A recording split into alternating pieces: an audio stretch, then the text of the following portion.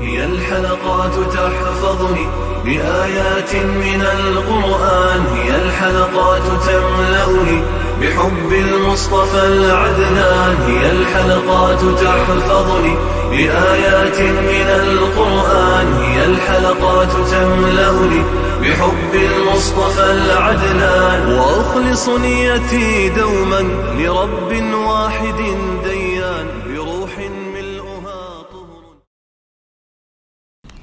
Sure Naml tefsiri 1. ayetinden başlayıp okuyayım inşallah. Bismillah, elhamdülillah, salatu vesselam ala Resulillah. Esselamu aleyküm ve rahmetullahi ve berekatuhu. Tüvende diktanlağa İbn Kesir rahimahullah'ın Kur'an-ı Kerim tefsiri, Uygurca tercümesi Naml suresi 1. ayetinden başlayıp okuyayım inşallah. Euzubillahimineşşeytanirracim. Sure Naml Mekke'de nazil bolgan 93 ayet. Bismillahirrahmanirrahim. Nihayet şefkatlik ve nihayet mehriban Allah'ın ismi bilen başlayayım. Tasin. Bu Kur'an'ın ve Roşen kitabının ayetleridir. Müminler için hidayettir ve hoş haberdir. Şundak müminler ki ula namazını ada kılıdı, zakat beridi ve ahiretki cezmen işinidir. Ahiretki işenmeydiganlarga ulanın emellerini hakikaten çıraylık gözettik. Ula gumrahlıklarda tınırkap yürüşüdü. Ula dünyada kattık azapka düşer boludu. Ahirette ula en ziyan takışçılardır. Sana Kur'an elbette hikmet bilen iş kılgıcı, hemmini bilgücü Allah tarafından berildi. Kur'an'ın Allah Teala tarafından müminlerge hidayet ve hoş işaretçi, kafirlarga agahlandırıcı bolup düşkenlik doğrusudur. Surelerin 5'i kelgen üzüp okulduğun ilip harfleri doğrusuda bayanımız Sure Bakara'nın 5'de söylenip ötüldü. Bu Kur'an'ın ve Roşen kitabının ayetleridir. Müminler için hidayettir ve hoş haberdir. Yani bu ayetle Kur'an'ın ve Roşen kitabının ayetleridir. Kur'an fakat onunla iman etken, onunla ergeçken, işengen, emel kıygan, farz namazlarını okugan, farz kılıngan zakatlarını bergen, kıyametinin boluduğanlıqıga, ölgenden keyin terilişinin hakikenlikiga, kıygan kılmışlarının yaxşısıga mukafat, yamanıga jaza berildiğanlıqıga, cennet ve devzakның hakikenliki işengenler için hidayettir ve hoş bişarettir. Allah Teala bu vaqtda mundaq dedi. O iman keltirgenlerge hidayettir ve dillardaki şek şübhege şifadır. İman etmaydiganlarning kulakları Kur'an'ı anlaştın eğirdir. Yani Kur'an'ın davetige kulak salmaganlarning ve onundan yüz öğrengenlerning goya kulakları eğirdir. Kur'an ulanın dillerine korluktur. Yani ula hidayet nurunu kömeydi. En şula yiraqtın nida kılınğıçılardır. Yani ula haqqını qabul qılmaslıqda imanға yiraqtın çaqırılgan, musabının yiraqlıqıdan çaqırıqını anlamagan kişilerge oxşaydı. Ey Muhammed sallallahu aleyhi ve sellem, taqvadarlarga hoş haber berişin ve serkeş kavmini agahlandırışın üçün biz Kur'an'ni senin tilin bilen düşünüşlük kılıp nazil kıldık.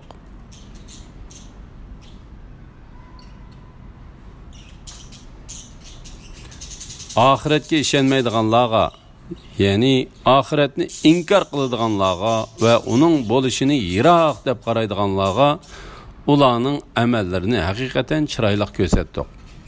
Ula gumrahlıklarda tınırqap yürüşüdü. Yani biz ulanın kılmışlarını özlerigi çıraylık gözettik ve ularni azg'unliqlarda cho'nqirlashtirdik. Shuning bilan ular azg'unliqlarda tingirqab yurdi. Bu ularga ularning oxiratni inkor qilganlik uchun berilgan jazodir. Allah Teala bu vaqtda mundaq dedi. Ularning dillarini, ko'zlarini haqni tushunish va ko'rishdan burib etimiz. Ular dastlabda mo'jizalarga ishonmagandek yana ishonmaydi. Ularni gumrohliklarda tingirqab yurishga qo'yitimiz. Ular dunyoda qattiq azobga duchor bo'ladi. Ya'ni ular dunyo va oxiratda qattiq azobga duchor bo'ladi. Oxiratda ular eng ziyon tortqichilardir.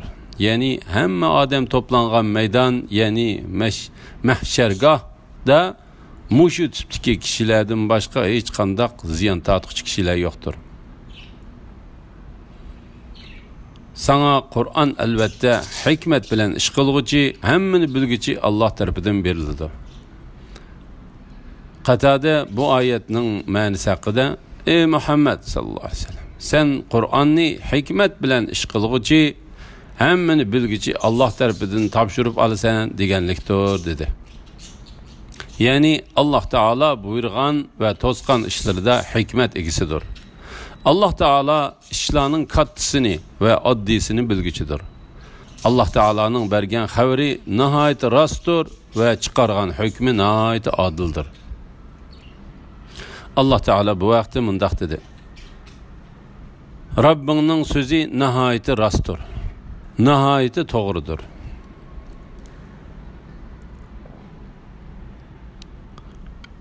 Öz vaktida Musa ahlisiga: "Men hakikaten ot gördüm. Men otning yeniga berib, yo'l to'g'riliq birer xabar o'qib kelay, yoki sizlarning sinishinglar uchun otdan bir cho'q ilib kelay" dedi. Musa otning yeniga kelganda mundaq nido qilib anglandi: Allah otning yenidagi kishini va otning atrofidagilarni muborak qildi. Olamlarning Rabbi Allah pakdir. Ey Musa, shubhisizki men g'olib, hikmat bilan ish qilguvchi Allohdirman. Hasanni tashlag'in. Musa asının go'yo ajdahodek tiz harakatlanayotganligini ko'rganda orqasiga burilib chekindi. Keyniga, ya'ni qo'rqqanidan ajdahoga qarayolmadi. Allah aytdi: "Ey Musa, qo'rqmag'in. Mening huzurimda payg'ambarlar albatta qo'rqmaydi. Lekin kimki o'ziga zulm qilsa, ondan yomon amallarini yaxshi amalga o'zgartsa, men uningga nihoyat mag'firat qiluvchidirman. Nihoyat mehribondirman. Qo'lingni qo'yningga sog'in. U hech qanday illatsiz oq bo'lib chiqadi. Bu mening Fir'aun va uning qavmiga elib berishing uchun bergan 9 mo'jizamning ichidadir." Ular haqiqatan fosiq qavm edi. Ularga bizning nurg'un ro'shan oyatlarimiz nozil bo'lgan chaqda, ular bu ro'shan sehridir dedi. Ular u oyatlarni ichida e'tirof qildi. Lekin ular uni zulm va takabburlik qilish yuzidan inkor qildi. Buzg'unchilarning oqibatining qanday bo'ladiganligiga qarag'in.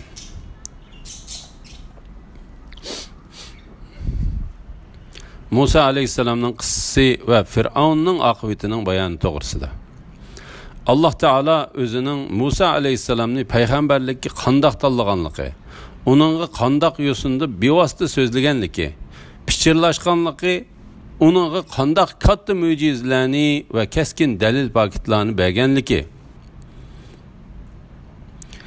uni Fir'aun va uning odamlariga payg'ambar qilib avatganligi, ularning Musa alayhissalom elib kelgan mo'jizalarni inkor qilganligi, uningga ishonmaganligi, uningga agishishdan va uningga bo'ysunishdan cho'nglik qilganligidan iborat Musa alayhissalomning ishlarini payg'ambari Muhammad alayhissalomga aslatib mundaq deydi: O'z vaqtida Musa ahlisiga,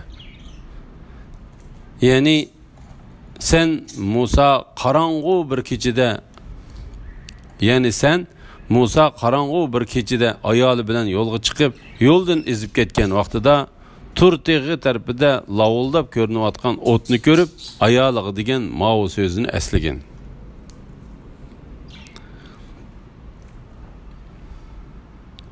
Men haqiqatan o't ko'rdim.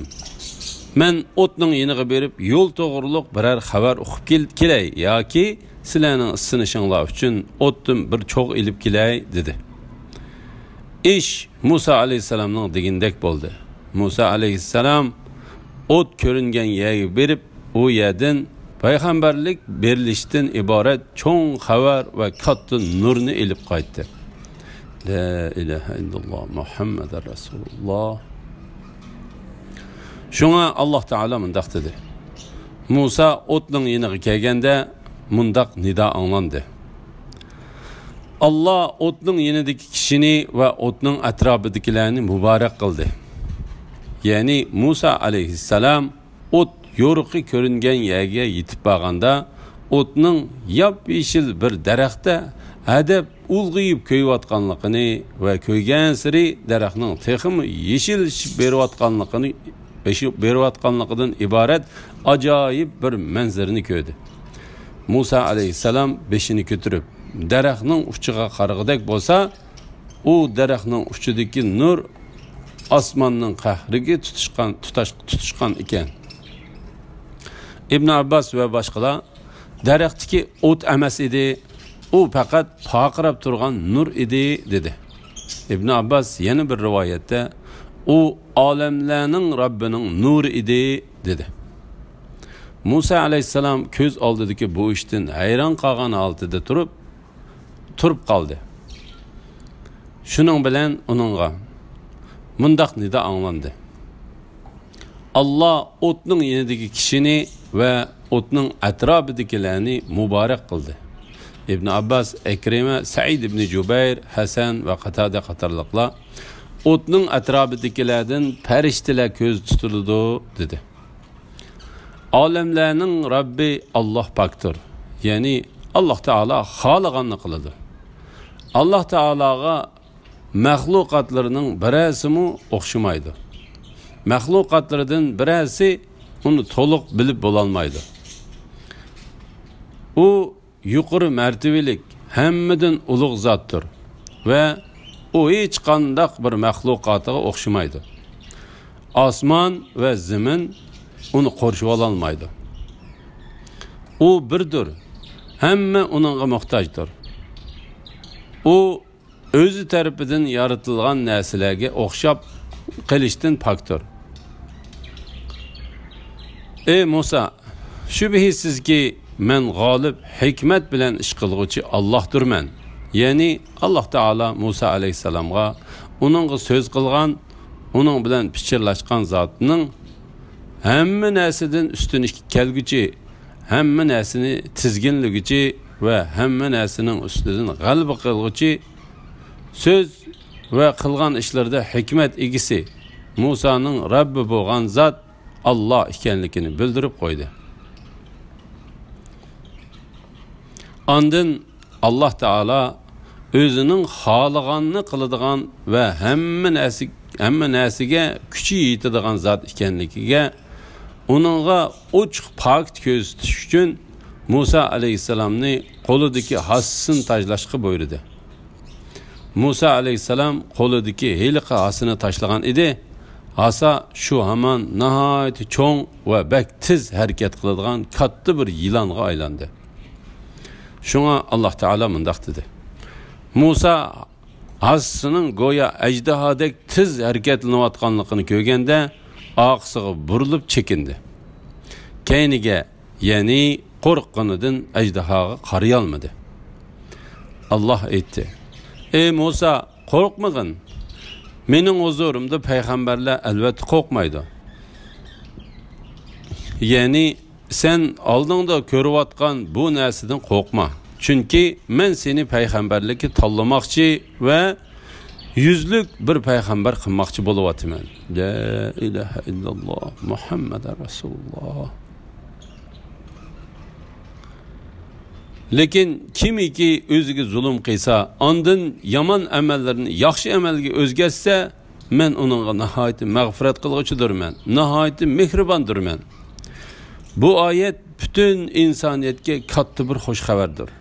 Chunki oyat kimiki yomon ishlarni qilib, ondan uningdan qo'lini uzib, qaytib chiqib Alloh taologa tavba qilsa, Alloh taoloning shak shubhisiz uning gunohini kechiradiganligini bayon qildi. Subhanalloh.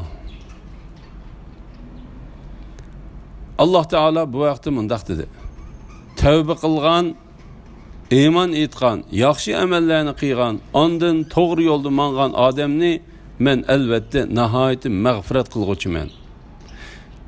Kimki birer yomonlik yoki o'ziga birer zulm qilib qo'yib, ondan Allohdan mag'firat talab qilsa, u Allohning mag'firat qilg'uchi, nihoyat mehribon ekanligini ko'rdi. Qo'lingni qo'yningga sog'in. U hech qanday illatsiz op-oq bo'lib chiqdi. Mana bu Musa alayhisalomga berilgan yana bir mo'jizadir. Xoliganni qildigan Alloh taoloning qudratining kattaligini va mushu mo'jiza qilinib berilgan kishining rostchil ekanligini ko'rsatadigan cho'ng bir dalil pakitdir. Undaq bo'lishi Alloh taolo Musa alayhisalomni qo'lini chapinining yanchiqiga selishga buyurdi. Musa alayhisalom qo'lini chapinining yanchiqiga selib chiqarganda, qo'li xuddi ko'zni chaqnatadigan chaqmoqdek paqirab turadigan oyning parchasidek oppoq holatda chiqdi. Bu mening Fir'aun va uning qavmiga elib berishing uchun bergan 9 mo'jizamning ichidadir. Ular haqiqatan fosiq qavm edi. Ya'ni Hasının yilanga aylanishi bilan qo'lning chaponning yanchiqidan oq holatda chiqishi Musa alayhisalomning haq payg'ambarligini isbotlash uchun Alloh taoloning uningga bergan 9 mo'jizaning ichidagi 2 mo'jizadir. Alloh taolo Musa alayhisalomga 9 mo'jiz berganligi haqida mundaq dedi: biz Musaga haqiqatan 9 mo'jiz, ro'shan mo'jiza ato qildik. Biz bu 9 mo'jiz haqida yuqorida to'xtalib o'tdik. Ularga bizning nurg'un ro'shan oyatlarimiz nozil bo'lgan chaqda ular bu ro'shan sehrdir dedi. Ya'ni ular Musa alayhisalomga o'zlarining sehrlari bilan qarshi turmoqchi bo'ldi. Ular shunda qildi, lekin mag'lub bo'ldi. Xor bo'lgan holda shaharga qaytdi. Ular u oyatlarni ichida e'tirof qildi. Lekin ular uni zulm va takabburlik qilish yuzidan inkor qildi. Ya'ni ular u mo'jizalarning Alloh taolo tarafidan tushirilgan haqiqat ekanligini ko'ngillarida bildi. Lekin ular o'zlariga uvol qilish, mijoz xuluqlarining o'solligi sababidan Alloh taoloning rahmatidan yiroqlashib ketganligi va haqiqatga ergishishga cho'nglik qilish yuzidan amaliyatida u mo'jizalarni inkor qildi va uningga e'tibor bermadi. Shunga Alloh taolo mundaq dedi: buzg'unchilarning oqibatining qandoq bo'lganligiga qarag'in. Ya'ni ey Muhammad sallallohu alayhi vasallam, sen ularning oqibatining Alloh taoloning ularni halok qilib o'tishi va bir etigandilla ularning bir nima qo'ymay suvga cho'ktirib o'tishi bo'lganligiga qarag'in. Bu oyatdan bo'lgan maqsad tuvandikilardan iboratdir. Ey Muhammad sallallohu alayhi vasallam va uning Rabbi tarafidan elib kelgan haqiqatni, ey Muhammad va uning Rabbi tarafidan elib kelgan haqiqatni inkor qiluvchilar, Fir'aun va uning odamlarga kelgan oqibatning sizlarga kelib qolishidan saqlaninglar. Sizlarning shundoq oqibatga kelishinglar bakmu haqliqdir. Chunki sizlar inkor qilayotgan Muhammad alayhissalom Musa alayhissalomdan sharaflidir va kattadir.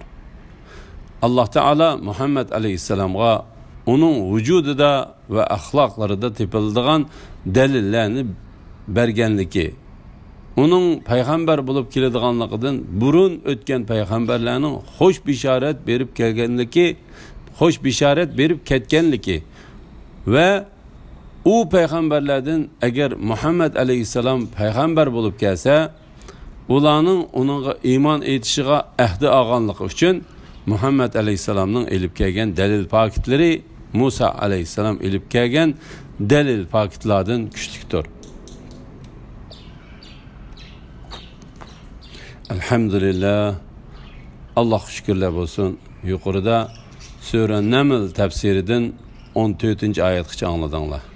Ahirini keyin qitimliq o'qishimizni davomlashtiramiz inshaalloh. Va sallallohu ala Muhammad va ala alihi va sahbihi ajma'in. Assalomu alaykum va rahmatullohi va barakatuh.